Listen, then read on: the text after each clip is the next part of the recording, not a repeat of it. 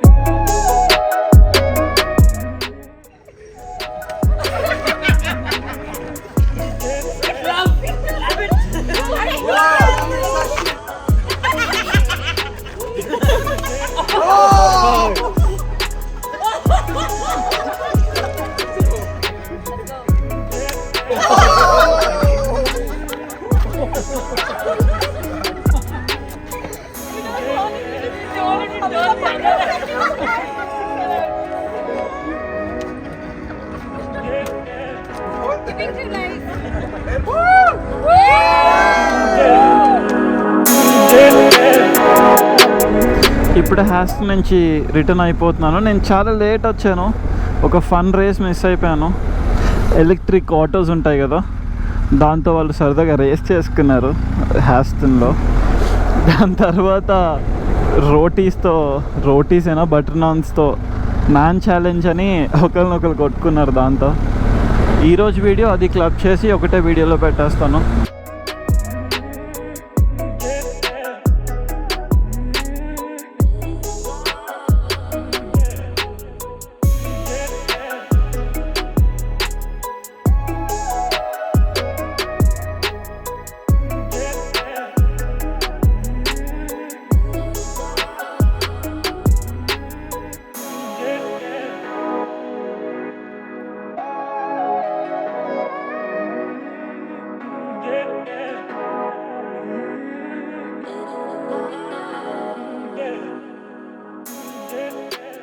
అమ్మా, ఎందుకు ఎదురొచ్చావే తల్లి నువ్వు?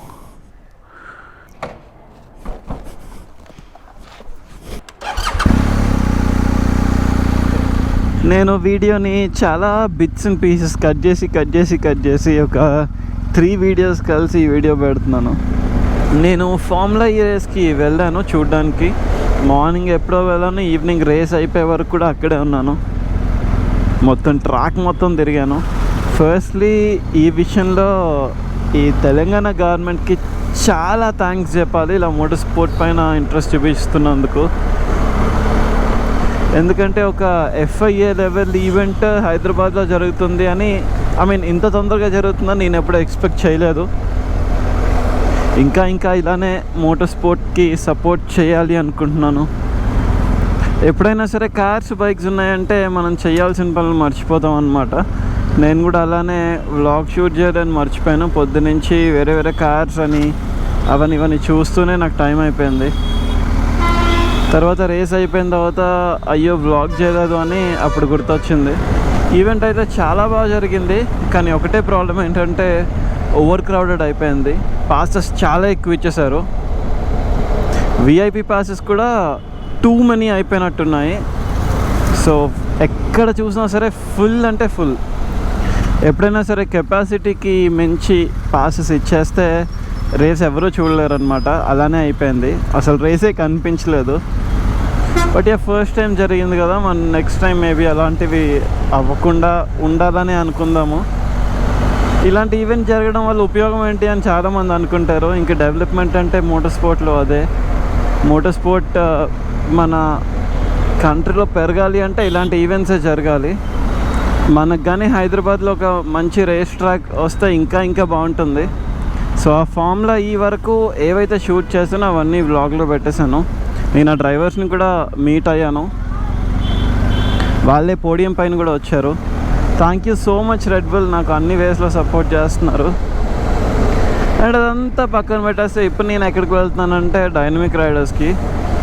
ఎందుకంటే బార్క్ బస్టర్స్ వేయించడానికి నేను నా హ్యాండిల్ బార్స్ పైన ఇవి ఉంటాయి కదా, విండ్ డిఫ్లెక్టర్స్ లాగా,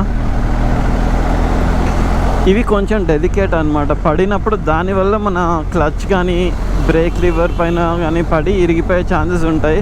నేను అసలుకి ఆఫ్ రోడ్లో అడ్వెంచర్లు కొంచెం ఎక్కువ చేస్తుంటాను కదా, సో అలా అవన్నీ బ్రేక్ అవ్వకుండా బార్క్ బస్టర్స్ వేయించేస్తున్నాను. యాక్చువల్లీ SRBs కోసమని నేను లాస్ట్ 3-4 months నుంచి వెయిట్ చేస్తున్నాను, కానీ దొరకట్లేదు. అందుకే ఇంకా బార్క్ బస్టర్స్ చేయించేస్తున్నాను. ఇప్పుడు డైనమిక్ రైడర్స్కి వెళ్తాను. నా బండి కూడా కొంచెం చెండాలంగా ఉంది. మోమో మెల్లగా. Good bro how are you? ఏదో చెప్తున్నా మర్చిపోయా. నా బైక్ కూడా కొంచెం వర్స్ట్ ఉంది, ఎందుకంటే వాష్ చేయలేదు లాస్ట్ 3 days నుంచి అనుకుంటా. సో ఇలా డైనమిక్ రైడర్స్కి వెళ్తున్నాను కాబట్టి వాష్ చేయించాలి. అండ్ అలానే బార్క్ బస్టర్స్ కూడా ఇన్స్టాల్ చేయాలి. సో నా క్లచ్ లివర్స్ అన్నీ సేఫ్ ఉంటాయి.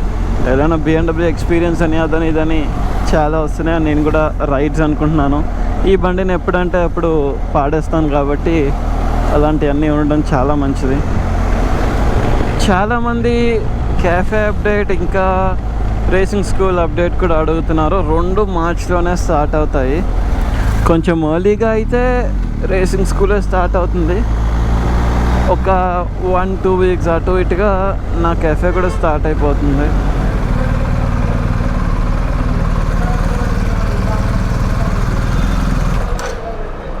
సో ఇవే బార్క్ బస్టర్స్. ఇవి బైక్ హ్యాండిల్కి ఉంటాయి. ఇలా ఈ మెటల్ ఉంటుంది, సో ఏ పార్ట్ బ్రేక్ అవ్వదు, మహా అయితే బెండ్ అవుతుంది, అది కూడా చాలా కష్టం. అండ్ దీనిపైన ఇవి ఉంటాయి, విండ్ డిఫ్లెక్టర్ లాగా ఇవి పనిచేస్తాయి. ఇది క్రాష్ అయినప్పుడు ఏది ఇరక్కుండా ఉంటుంది. దీని కాస్ట్ వచ్చేసి అరౌండ్ 13,200 అనుకుంటా, 2 కలిసి. బార్క్ బస్టర్స్ ఇన్స్టాల్ కూడా చేసేసారు. నాకు దీనిలో నచ్చనిది ఇదే, అంటే నాకు ఇది నచ్చదు, ఇక్కడ బ్లాక్ కావాలి నాకు. సో దానికోసమే నేను SRBs తీసుకుందాం అనుకున్నాను. ఇంకా అవి దొరకట్లేదు, కొంచెం కష్టం అవుతుంది అని చెప్పేసి ఇంకా బార్క్ బస్టర్సే ఇన్స్టాల్ చేయించాను. ఇప్పుడు నేను చేసేది ఏంటంటే దీన్ని పౌడర్ కోట్ చేయించేస్తా. సో ఇది కూడా మాటి బ్లాక్ అయిపోతుంది.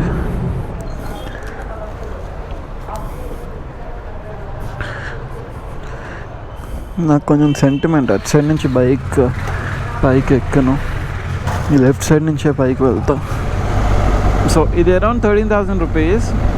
ఇది వేయించుకోవడం ఇజ్ ఇట్ వర్త్ అని క్వశ్చన్ అడిగితే నేను అవునని చెప్తాను. ఎందుకంటే బ్రేక్ లివర్స్ పడిపోతున్నప్పుడు అవి బ్రేక్ అయిపోతాయి. దాని కాస్ట్ అరౌండ్ 6,000 అంత ఉంటుంది ఒక్కొక్కటి. మళ్ళీ అవి ఆర్డర్ చేయాలి, తెప్పించుకోవాలి, టైం పట్టేస్తుంది. ఇదైతే ఎన్నిసార్లు పడేసినా సరే నా బ్రేక్ కానీ క్లచ్ లివర్స్ కానీ ఏమవ్వవు. అండ్ అలానే నేను కూడా ట్రావెల్ చేద్దాం అనుకుంటున్నాను. సో మళ్ళీ ఎక్కడైనా కింద పడితే ప్రాబ్లం అవ్వకుండా ఉండాలి కదా. నెక్స్ట్ దీనిలో చేంజ్ చేస్తే నా రోటర్స్ చేంజ్ చేస్తాను, అంటే డిస్క్ ప్లేట్స్. నాకు జిఎస్ఏలో బ్రేకింగ్ ఒక్కటే నచ్చదు, ఇంకా మిగతాదంతా బాగానే ఉంటుంది. గాల్ఫర్ brake pads last time Dubai వెళ్ళినప్పుడు తెచ్చుకున్నాను, అవి దీనికి పెట్టాను కానీ నాకు అయినా బ్రేకింగ్ నచ్చట్లేదు. సో నెక్స్ట్ ఇంకా పెద్ద రోటర్స్ వేసి చూడాలి. ఇప్పుడు ఎక్కడికైనా రైడ్ ప్లాన్ చేద్దామంటే ఎండలు మరి ఘోరంగా ఉన్నాయి. మార్నింగ్ బయటకు వద్దామంటే హెవీ చలి, మధ్యాహ్నం నుంచి బయటకు వద్దామంటే హెవీ ఎండ, లైక్ 36, 37, 38 అలా ఉంటుంది. బైక్ బయటకు తీయాలంటేనే భయం వేస్తుంది. So yeah, that's it for today guys. Thanks for watching.